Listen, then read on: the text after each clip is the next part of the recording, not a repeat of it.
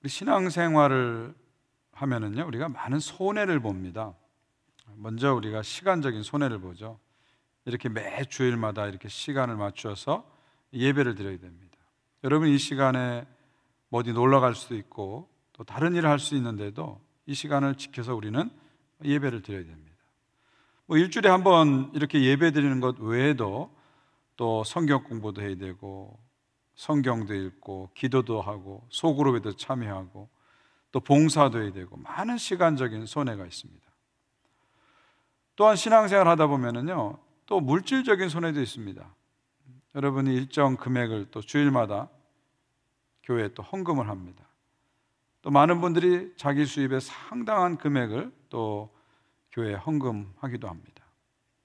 자, 이렇게 시간적으로 물질적으로 손해가 있음에도 불구하고 왜 많은 사람들이 신앙생활을 할까요?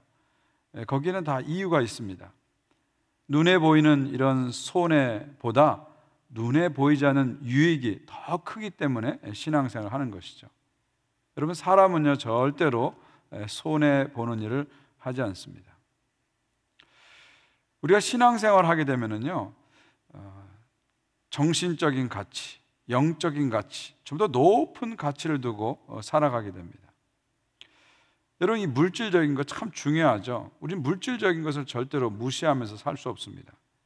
그런데 이 물질적인 것만이 우리를 진정으로 행복하게 하지 못한다는 것을 우리는 너무나 잘 알고 있습니다. 여러분, 행복에서 가장 중요한 게 뭘까요? 그것은 만족입니다. 만족. 그런데 이 물질적인 것은 우리들에게 진정한 만족을 줄 수 없죠. 오히려 물질적인 것은 더 많이 가지면 가질수록 더 목이 마르고 더 배가 고파집니다. 우리가 진정한 만족을 얻으려면 정신적인 가치, 영적인 가치를 알아야 됩니다. 이 정신적인 가치, 영적인 가치를 아는 사람은 진정한 만족을 알게 되죠. 그래서 신앙생활을 하게 되면 진정한 만족을 경험하게 되고요. 그래서 행복한 삶을 살게 되는 거죠. 그래서 신앙생활의 깊은 맛을 아는 분들은 어떤 손해를 보더라도 이 신앙생활을 기쁘게 하게 되는 것이죠. 그런데 여러분, 이거 외에도요, 신앙생활 하면서 누리는 유익은 더 있습니다. 제가 봤을 땐 신앙생활 하면서 예수 믿으면서 누리는 가장 큰 베네핏, 혜택은, 유익은 저는 죄사함의 은혜다, 그런 생각을 듭니다. 죄를 용서받는 것, 이거보다 더 큰 은혜가 있을까, 그런 생각을 합니다. 여러분이 죄사함의 은혜는 다른 어떤 것으로도 받을 수가 없습니다. 여러분이 돈을 많이 가진다고 해서 죄사함의 은혜를 누릴 수 있는 게 아닙니다. 돈이 많아서 좋은 변호사를 사서 벌을 덜 받거나 벌을 안 받을 수 있어요. 그러나 죄사함의 은혜를 받을 수는 없죠. 아무리 유능한 정신과 의사를 만나고 심리학자를 만나도 죄사함의 은혜를 받을 수는 없습니다. 이 죄사함의 은혜는 예수 그리스도 안에 나타난 하나님을 통해서만 진정으로 받을 수 있는 것이죠. 왜냐하면 하나님만이 진정으로 우리 죄를 용서해 줄 수 있기 때문이죠. 왜 죄사함의 은혜가 중요합니까? 이 죄사함의 은혜는 우리의 정체성을 바꿔줍니다. 죄사함을 통해서 우리는 하나님의 사랑받는 자녀가 됩니다. 여러분, 하나님의 자녀가 되는 길은 다른 길이 없어요. 죄사함을 받아야 하나님의 자녀가 됩니다. 또 죄사함의 은혜는 우리의 관계를 바꿔줍니다. 하나님과 원수되었던 우리의 관계가 죄사함을 받고 나서 하나님과 화목하게 되는 것이죠. 또한 죄사함의 은혜는 우리의 영원한 운명을 바꿔줍니다. 여러분, 죄를 지었기 때문에 지옥 가는 것이 아닙니다. 죄를 용서받지 못했기 때문에 지옥에 가는 것이죠. 죄를 지어도 천국에 갈 수 있어요. 단 조건은 하나죠. 하나님으로부터 죄사함을 받아야 한다는 것이죠. 그러니까 죄사함을 받았느냐 안 받느냐가 우리의 영원한 운명을 좌우한다는 거죠. 그만큼 죄사함의 은혜는 크고 놀라운 것입니다. 이것은 그 어떤 가치로도 매길 수 없고요, 어떤 것으로도 바꿀 수 없는 것이죠. 이것을 한 다윗은 시편에서 이렇게 고백합니다. 허물의 사함을 받고 자신의 죄가 가려진 자는 복이 있도다. 오늘 우리가 이 중풍병자를 고치신 사건을 이제 다루게 될 텐데요. 오늘 사건의 핵심은 죄사함입니다. 오늘 사건의 핵심은 예수님께서 죄사함의 권세가 있다, 이것을 보여주는 것이 가장 중요한 핵심입니다. 한번 본문 속으로 들어가 보겠습니다. 1절 보십시오. 수일 후에 예수께서 다시 가버나움에 들어가시니. 자, 예수님이 다시 가버나움으로 오셨어요. 제가 지난번에도 말씀드렸지만 가버나움은 예수님의 공생에서 가장 중요한 도시입니다. 예수님께서 가장 많이 머무르시고 가장 많이 활동하신 곳이 가버나움입니다. 가버나움은 예수님의 하나님 나라 운동 본부, 헤드쿼터가 있는 곳이 가버나움이죠. 그래서 마태복음은 가버나움을 예수님의 본 동네다, His own city, 본 동네다 이렇게 말했어요. 예수님의 본고장이다, 그런 얘기죠. 또 성경학자들은요, 나사렛이 예수님의 제1고향이라면 가버나움은 제2의 고향이다, 이렇게까지 말합니다. 예수님께서는 지난 1장에서 가버나움에 오셔서 회당에서 귀신 들린 사람을 쫓아내 주셨죠. 그리고 베드로 장모의 열병을 고쳐주셨습니다. 그런 다음에 갈릴리 전 지역을 다니면서 하나님 나라 복음을 전파하시고 많은 병자를 고치시고 귀신을 쫓아내셨습니다. 그리고 나서 수일 후에, 많은 날이 지난 다음에, 며칠이 지난 다음에 예수님께서는 다시 가버나움으로 돌아오셨습니다. 그런데 이때 반응은요, 1장과 달리 아주 폭발적인 반응을 가버나움 사람들이 보여주고 있죠.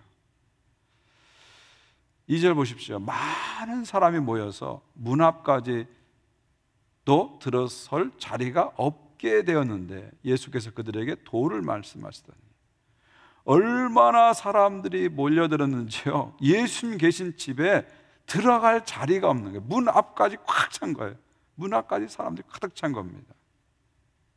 사람들이 소문을 들은 거예요. 예수님이 가는 곳곳마다 병자를 고치고 귀신을 쫓아냈다는 소문을 들으니까 구름대 같은 청중들이 예수님께 몰려드는 것이죠. 사실 예수님은 이것을 원하신 것은 절대 아닙니다. 오히려 예수님은 이것을 막고자 1장에서 보면 나병 환자에게 절대 소문내지 마라, 그렇게 얘기했죠. 그런데 나병 환자를 포함해서 많은 병자들이 동네방네 소문을 내다 보니까 예수님의 인기가 지금 폭발적입니다. 사람들이 물밀듯이 몰려오는 거죠. 사실 예수님이 이것을 원하는 것은 아닙니다. 여러분, 예수님은 사람 숫자를 가지고 당신의 사역을 평가하지 않았습니다. 사람들이 많이 몰려들으니까 내 사역이 성공했다, 절대 그렇게 생각하지 않았습니다. 예수님의 목적은 사람들을 끌어모으는 데 있는 것이 아니고 예수님의 사역의 목적은 딱 한 가지죠. 하나님의 나라, Kingdom of God입니다. 하나님 나라를 전하시는 것, 하나님 나라를 이루시는 것이 예수님의 가장 큰 목적이죠. 그래서 오늘 본문도 자세히 보시면 그 혼잡한 상황 속에서도 예수님 뭘 하시죠? 그들에게 도를 말씀하시더니, 이 도라는 말이 헬라어로 로고스입니다. 예수께서 로고스를 말씀하시죠. 그럼 그 로고스가 뭡니까? 한마디로 하나님 나라 복음이죠. 하나님 나라 복음을 그 혼잡한 상황 속에서도 예수님은 전파하십니다. 왜 이렇게 하셨을까요? 내가 하나님 나라 복음을 전하느니 내가 이를 위해 왔노라, 예수님 말씀하셨잖아요. 이것 때문에 예수님이 오셨기 때문에 가는 곳곳마다 예수님은 하나님 나라의 복음을 전하신 것이죠. 이렇게 하나님 나라 복음을 예수께서 선포하시는데 뜻밖의 일이 벌어집니다. 3절 보십시오. 사람들이 한 중풍병자를 4사람에게 메어가지고 예수께로 올세. 자, 중풍병자가 등장하네요. 1장에서는 나병 환자가 우리를 지난주에 우리가 살펴봤는데 이번에는 중풍병자가 나옵니다. 이 중풍병자, 헬라어로 파라리티코스인데요. 파라리티코스. 여기서 영어의 파랄리틱이란 말이 나온 거죠. 원문의 뜻은 마비된 사람, 그런 뜻입니다. 그러니까 손, 발, 온몸의 어떤 부분이 마비된 사람을 중풍병자라고 부르는 겁니다. 광범위한 병 증세를 얘기하는 거예요. 예를 들면 구아나사도 이 파랄리티코스에 들어가는 거예요. 얼굴에 마비가 온 게 구아나사잖아요.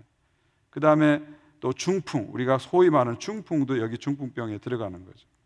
그 다음에 파킨슨병이나 류게릭병 같이 이렇게 신체 일부와 어떤 부분이 마비가 오는 전반적인 병을 지금 중풍병이라고, 파라리티코스라고 부르는 거죠. 지금 이 사람이 중풍병자에 마비된 상태, 온몸을 자유롭게 움직일 수 없는 그런 상태에서 지금 예수님께 나온 것입니다.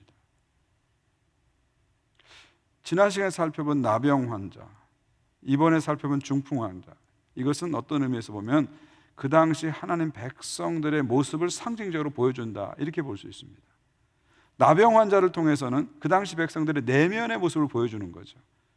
죄로 인해서 속이 썩어 문드러진 그 내면의 모습을 보여주는 거예요. 죄를 지으면서도 죄에 대한 감각이 없이 무감각하게 살아가는 그 당시 백성들의, 하나님 백성들의 내면의 모습을 보여주시는 거예요. 중풍병자를 통해서는 외면의 모습을 보여주는 거죠. 온몸이 마비되고 생각이 마비되고 영이 마비돼서 활력이 없고 능력이 없고 완전히 아무것도 하지 못하는 그 외면의 모습을 보여주시는 거죠. 예수는 왜 이 땅에 오셨습니까? 중풍병자 같은 우리들을 구원하기 위해서 오신 것이죠. 문둥병자 같은 우리들을 구원하기 위해 오신 것입니다. 우리의 내면과 외면을 치유하시기 위해서 예수께서 이 땅에 오신 것입니다. 자, 그런데 이렇게 중풍병자를 데리고 왔는데 이 중풍병자는 마비가 됐기 때문에 스스로 올 수가 없어요. 그래서 네 사람이, 아마 친구들이나 이웃이 되겠죠. 네 사람이, 또 가족일 수도 있겠죠. 네 사람이 이 중풍병자를 이 침상에 이렇게 누워가지고 이 네 사람이 들고, 네 것을 들고 이렇게 오게 된 겁니다. 근데 왔는데 문제가 생겼습니다. 무리 때문에 예수께 데려갈 수 없으므로. 문제가 뭐예요? 사람들이 너무 많이 모였기 때문에 들어갈 수가 없는 거예요. 같은 본문을 다룬 누가복음 5장 보니까 이 사람들이 여러 번 시도를 했어요. 들어가려고 여러 번 시도했는데 사람들이 자리를 내주지 않는 거예요. 그래서 시도하다 안 돼서 결국 어떻게 합니까? 그 계신 곳에 지붕을 뚫어 구멍을 내고 중풍병자를 누운 상을 달아 내리니 그랬어요. 그러니까 들어가려고 이렇게도 시도해보고 이렇게도 시도해보고 이렇게도 시도해봤는데 이게 안 되는 겁니다. 그러니까 어떻게 합니까? 지붕 위로 올라가서 지붕을 뜯는 겁니다. 지붕을 뚫어서 이제 내리는 거죠. 사실 이 장면은요, 생각하기에 따라 참 어떻게 보면 웃기는 장면이고요, 좀 상식 이하의 행동입니다. 우리가 그냥 읽으니까 읽혀지는 거죠. 이거 현장에서 여러분 보셨으면 아마 여러분 깜짝 놀랄 거고요, 약간은 좀 우스꽝스러운 그런 장면입니다. 여러분 한번 생각해 보십시오. 남의 집에 지붕을 뚫는 거, 이거 몰상식한 일 아닙니까? 상식 가진 사람은 못하는 일이죠. 아마 이 사람들이 지붕을 뚫으면서 그 집 주인의 허락을 받았을까요? 안 받았을까요? 저는 안 받았다고 생각합니다. 왜냐하면 어떤 주인이 어떤 사람이 와서 자기 집 지붕 뚫는 걸 해보세요, 허락할 사람이 어디 있겠어요? 그러니까 허락도 안 받고 가서 그냥 남의 집 지붕 뚫고 들어가는 거예요. 상당히 좀 몰상식한 그런 짓을 한 겁니다. 오늘 같은 캐나다 지붕이면요, 이거 불가능하죠. 그 침대를 지붕까지 올라가고 뚫는 것 자체가 불가능하죠.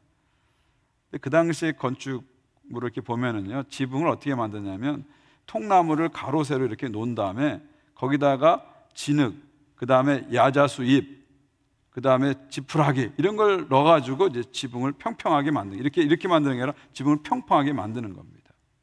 조금 얼기설기하게 엉성하게 만드는 거죠. 그렇게 지붕을 만들고, 지붕이 평평하기 때문에 그 지붕을 다양한 목적으로 사용합니다. 어떤 경우에는 지붕에 더운 날은 지붕에 올라가서 잠을 자기도 하고요, 또 지붕에 올라가서 기도하기도 하고요, 또 지붕에 올라가서 곡식이라든지 과일 같은 것을 말리기도 합니다. 여러분 사도행전 10장 보면 베드로가 기도할 때 어디로 올라가죠? 요바에서 지붕 위로 올라가잖아요.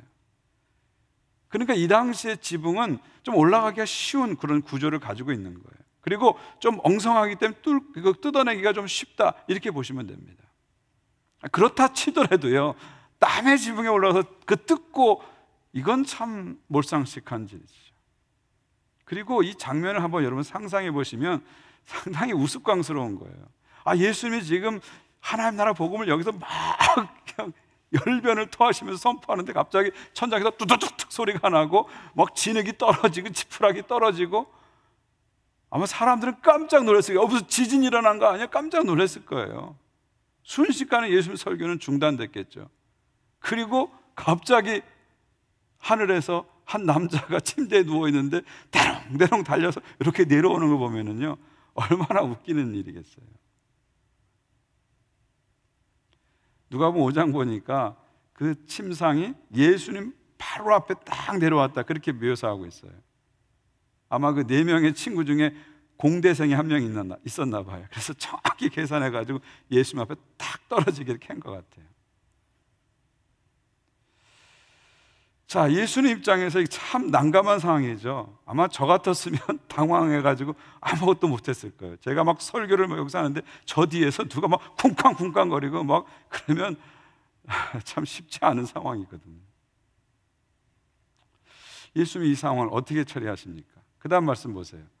예수께서 그들의 믿음을 보시고 중풍병자에 이르시되 작은 자야 내 죄 사함을 받았느니라 하시니. 자, 먼저 예수님 뭘 보시죠? 그들의 믿음을 보시죠. 여기서 그들이라는 건 누굴 말할까요? 이 4명의 친구와 중풍병자 5명의 믿음을 보신 거죠. 그럼 어떤 믿음을 보셨을까요? 예수님께 나오면 고침받을 수 있다, 이 믿음을 본 거죠. 그러면 이들이 이런 믿음은 어떻게 가지게 된 것일까요? 어떻게 가지게 된 것일까요? 사람들의 소문을 듣고 가지게 된 거죠. 예수님이 갈릴리 전 지역을 다니면서 가는 곳곳마다 병자를 고치고 모든 병자들이 예수님께 나오면 고침받는다, 이 소문을 듣고 야, 우리도 나가면 고침받을 수 있어 라고 믿음을 갖게 된 거죠. 믿음을 갖게 된 거죠. 사실은 이 사람들이 가진 믿음은 엄청난 믿음 아니에요. 큰 믿음 아니에요. 별거 아닙니다. 예수님이 이렇게 지금까지 많이 고치셨기 때문에 우리도 고쳐줄 수 있어, 바로 이 믿음 아닙니까? 뭐 쉽게 말하면요, 어떤 축구팀이 있는데 경기만 하면 이기는 거예요. 그렇기 때문에 오늘 경기에서 이길 거야, 뭐 이 정도 믿음이에요. 뭐 엄청난 믿음 아닙니다. 저는 그래서 이 사건을 놓고서 예수님께서 이들의 큰 믿음을 보시고 고쳐주셨다, 이렇게 해석해 가는 것은 저는 쉽게 좀 동의하기 좀 어렵습니다. 예수님의 여기서 포커스는 뭐냐면 이 사람들의 믿음을 드러내는 것에 포커스가 있는 게 아니고요, 예수님이 누구신가를 드러내는 데 포커스가 있는 거예요. 자, 그래서 그 다음 말씀이 이렇게 나오는 거예요. 작은 자야 소자야 내 죄 사함을 받았느니라, 이렇게 말씀하시는 거예요. 여러분, 사실 이 전체 상황에서는 이 말이 뜬금없는 말이에요. 중풍병자가 고침받겠다고 내려왔는데 고쳤냐 안 고쳤냐 이 얘기를 해주셔야 되는데 내 죄 사함을 받았느니라, 이 맥락상 상황상 절대 전혀 맞지 않는 말을 하고 계시는 거예요. 그럼 왜 이 말씀을 하셨을까요? 바로 여기에 이 사건을 통해서 보여주시고자 하는 예수님의 메시지가 있는 거예요. 예수님의 의도가 있는 것입니다. 저는 2가지를 봤어요. 왜 예수님께서 이 사람을 보고 내 죄 사함을 받았느니라 이렇게 말씀하셨을까? 2가지로 봤어요. 하나는 중풍병자의 마음을 보셨기 때문이다, 저는 그렇게 봅니다. 여러분, 예수님께서는 중풍병자가 탁 내려왔을 때 그 사람의 깊은 곳을 보신 거예요. 사람들은 보지 못하지만 예수님만 보실 수 있는 통찰력이 있잖아요. 그 사람의 가장 깊은 곳을 보신 거예요. 그 사람의 외면만 본 게 아니라 그 사람의 내면을 보신 거예요. 그래서 이 사람의 내면 상태, 이 사람의 영혼의 상태에서 지금 죄사함이 꼭 필요하다는 걸 예수님은 아신 거예요.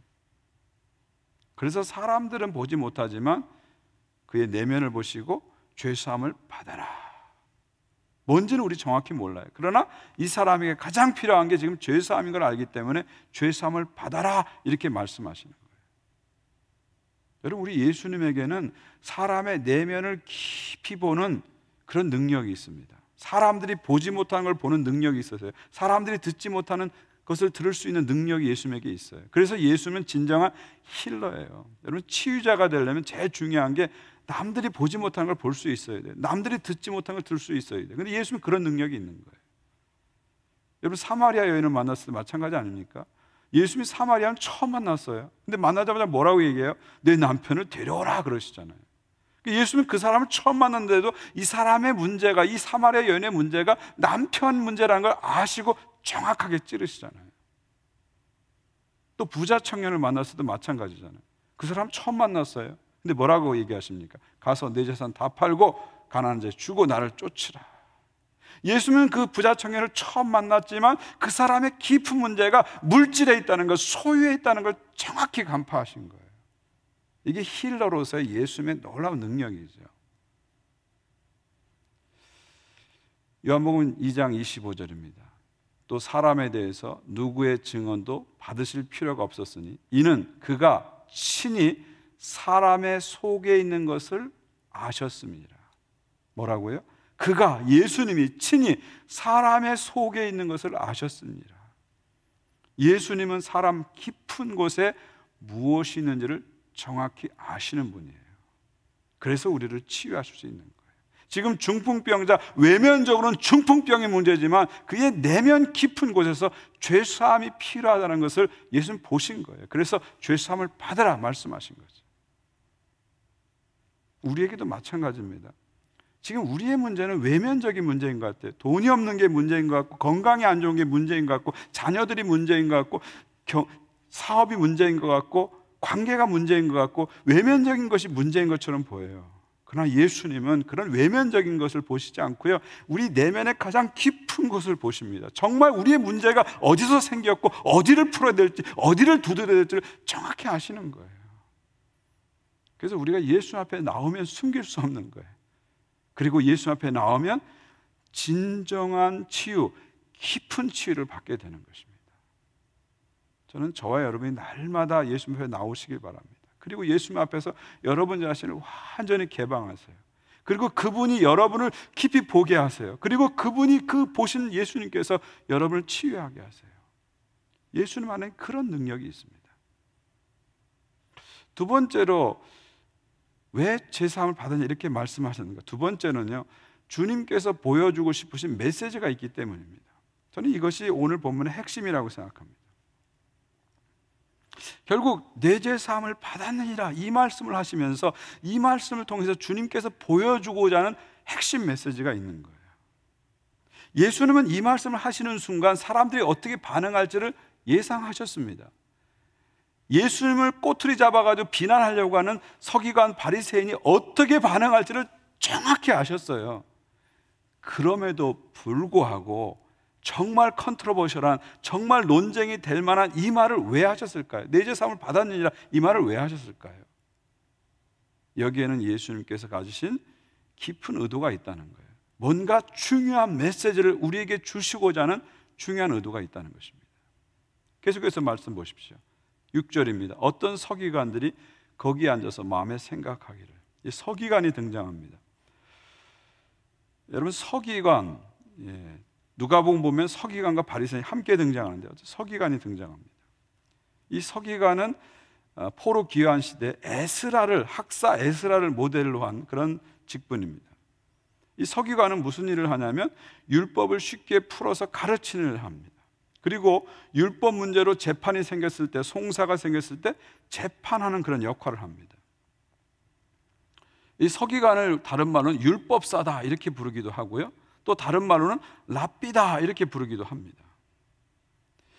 이 서기관들은요, 제사장이 아니기 때문에 자기 직업은 따로 있어요. 그래서 많은 서기관들이, 많은 랍비들이 수공업에 종사했습니다.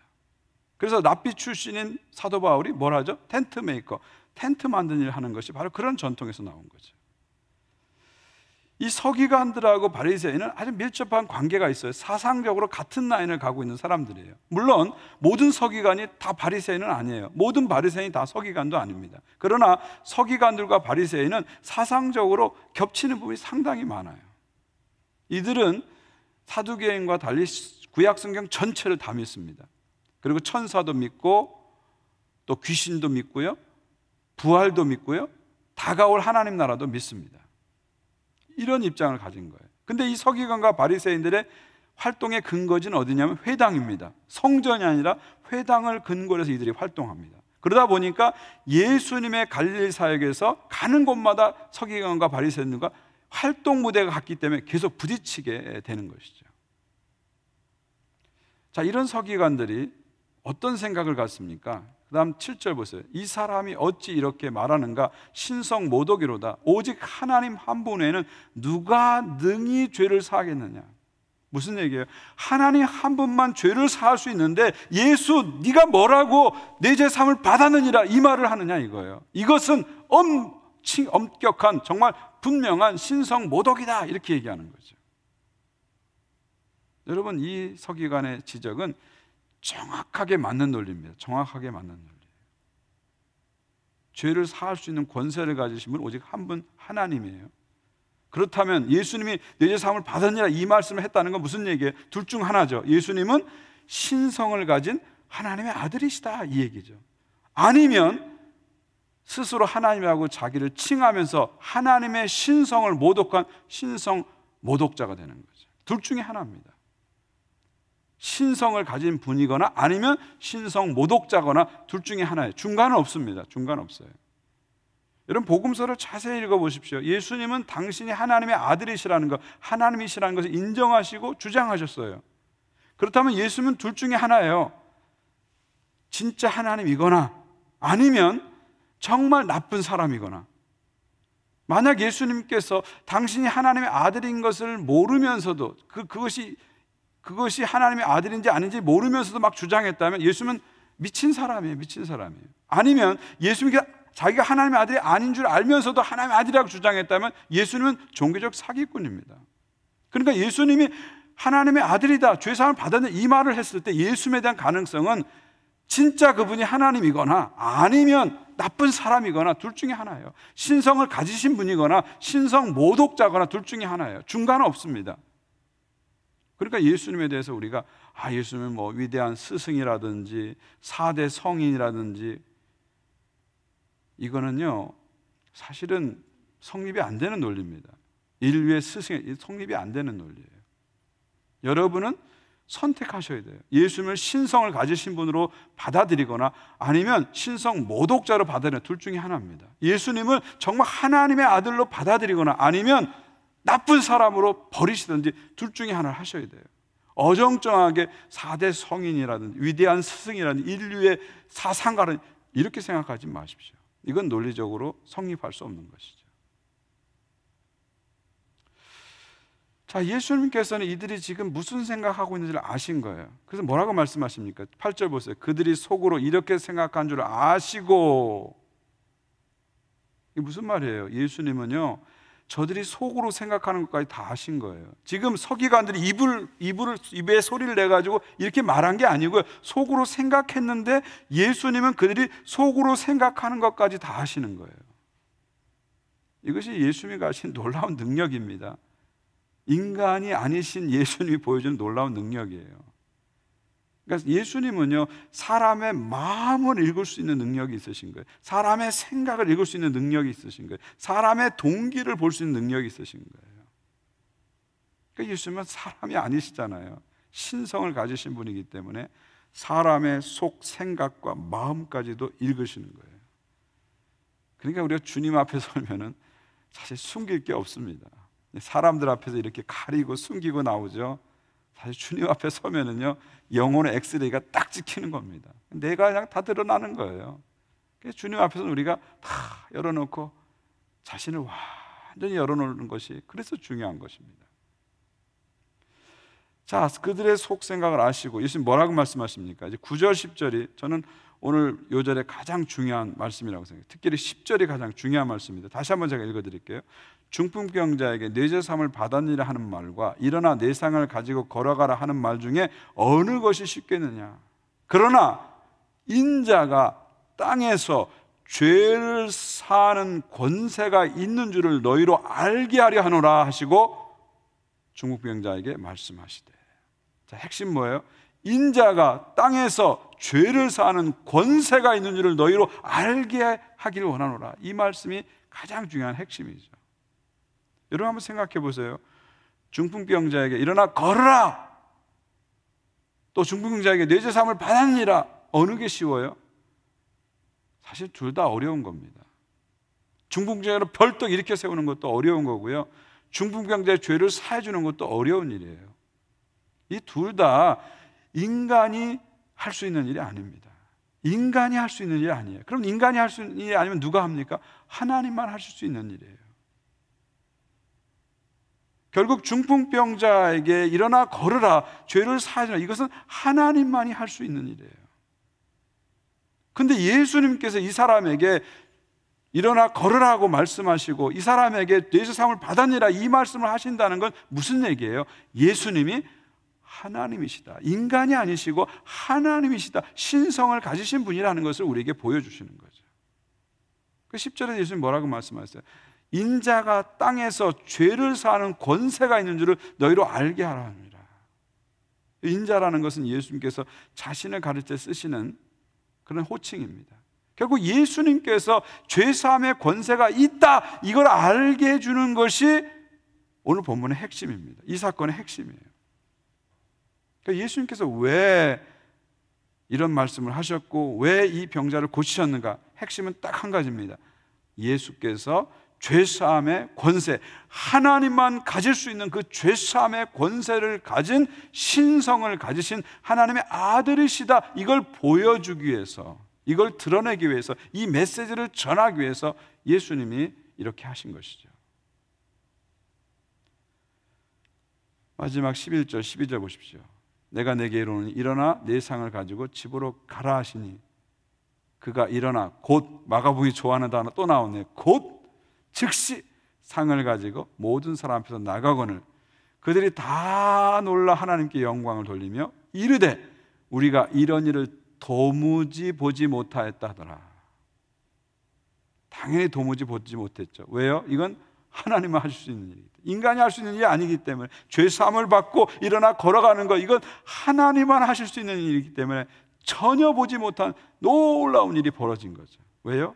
신성을 가지신 예수께서 그 자리에 오셨기 때문이죠. 결국 이 사람이 일어나 벌떡 일어나서 걸음으로 말미암아 무엇이 증명되는 거예요? 예수께서 죄사함의 권세를 가지신 하나님의 아들인 것을 증명하는 거예요. 그러니까 이 사람은 어떤 의미에서 예수님이 죄사함의 권세를 가진 하나님의 아들인 것을 드러내는 샘플로 사용하신 거예요. 샘플로 사용하신 거예요. 이 사람이 벌떡 일어나 걸어가는 것을 통해서 사람들은 무엇을 깨달아야 됩니까? 예수는 누구냐?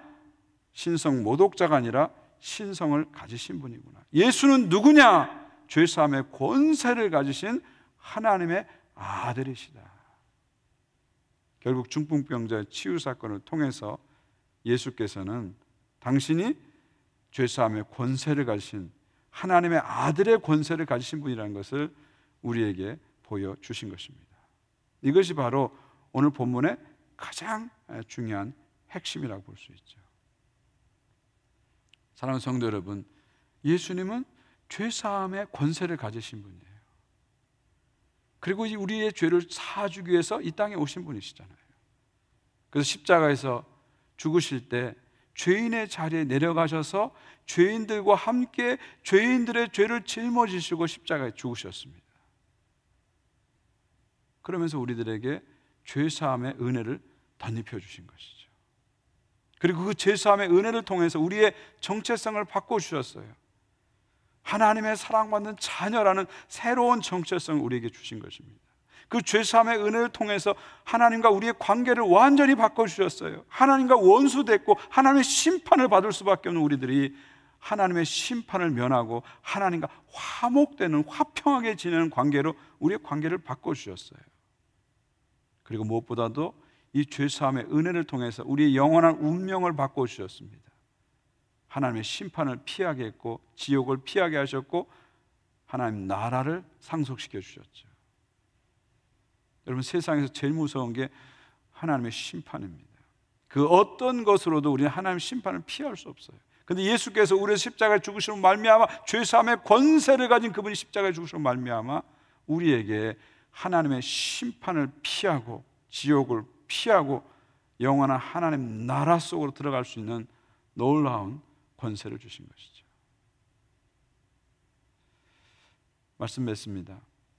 우리 예수님께서는요, 나병 환자 고치시면서 병을 지배하는 권세가 있는 걸 보여주셨죠. 또 오늘 중풍병자를 고치시면서 죄사함의 권세가 있는 것을 보여주셨죠. 그리고 예수님께서는 귀신을 쫓아내시면서 귀신을 지배하는 권세가 있다는 것을 보여주십니다. 그리고 예수님께서는요, 풍랑이는 바다도 잠잠케 하시면서 자연에 대한 권세도 있으심을 보여주시죠. 그리고 예수님께서는요, 마침내 십자가에 죽으시고 다시 살아나심으로 죽음조차도 다스릴 수 있는 권세가 있는 분인 것을 보여주시죠. 결국 마가복음은요, 이걸 계속해서 우리에게 보여주는 거예요. 1장 1절에서 하나님의 아들 예수 그리스도의 복음의 시작이라 이렇게 선포해 놓고, 그분이 정말 하나님의 아들이시라는 것을, 정말 그분이 그리스도라는 것을 우리들에게 하나씩 하나씩 보여주시는 것이죠. 여러분이 그분을 하나님의 아들로, 신성을 가진 그분으로 믿고 살아가고 있다면 여러분은 놀라운 은혜를 입으신 것입니다. 그리고 바로 그분께서, 죄사함의 권세를 가진 그분께서 날마다 여러분과 함께 하시고 여러분에게 말씀하십니다. 일어나 걸어라, 이렇게 말씀하시죠. 우리의 영혼을 예수님 아십니다. 우리의 삶의 상태를 정확히 아십니다. 우리의 마음의 모습을 정확히 보십니다. 그런 그분께서 우리를 향해서 일어나 걸어라 말씀하십니다. 여러분이 어디서 일어나야 될지 주님은 아세요. 여러분이 어디서 일어나서 걸어야 될지를 주님은 정확히 아십니다. 중풍병자가 일어나 걸어라 그 말씀에 반응하면서, 그 권세 있는 말씀에 반응해서 일어나 걸었던 것처럼 우리도 일어나 걸어야 됩니다. 절망의 자리에서 이제 일어나 걸어야 됩니다. 죄사함의 권세를 가진 하나님의 아들을 믿는데 아직도 우리가 절망의 자리에 있다는 것은 말이 되지 않습니다. 이제 일어나 걸으라는 주님의 말씀을 듣고 절망의 자리에서 일어나서 희망의 자리로 우리는 자꾸 나가야 됩니다. 원망의 자리에서 우리 일어나 걸어야 됩니다. 하나님의 아들을 믿는데 원망으로 우리 인생을 망쳐서는 안 됩니다. 사람을 끊임없이 원망하고 상황을 자꾸 탓하는 그런 인생을 살지 마십시오. 여러분의 인생인데 왜 남의 인생처럼 탓하고 원망하면서 사십니까? 하나님의 아들을 믿는데 하나님의 아들께서는 우리들에게 일어나 걸으라, 원망의 자리에서 벗어나서 이제 감사하고 찬양하는 자리로 나가라 선포해 주십니다. 또한 어둠의 자리에서, 불신의 자리에서 우리를 일으켜 세워주십니다. 오늘 우리에게 오셔서 일어나 걸으라고 말씀하시는 이 권세 있는 주님의 음성을 듣고 일어나 힘차게 걸어서 주님의 새로운 세계를 향해서 나가시는 여러분 모두가 되시기를 주의 이름으로 축원드립니다.